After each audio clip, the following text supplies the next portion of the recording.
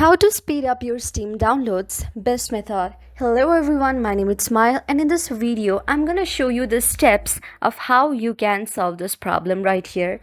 So to know how you can do this, watch this video till the very end.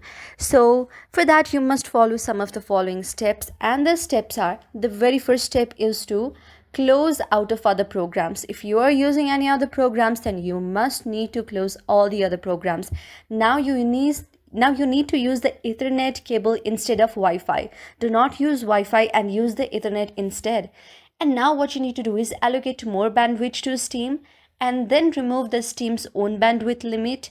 Now clear all the Steam's download cache and datas. After you do that, select a different download server location. After you select a different download location server, what you can do is disable Windows metered connection and now turn off your PC and also your VPN as well. After turning off your VPN, you need to turn off your PC as well.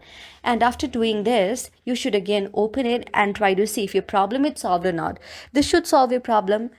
I hope this video helped you. If you liked the video, then please do hit the thumbs up and subscribe button, and also comment in the comment section below. Thank you for watching.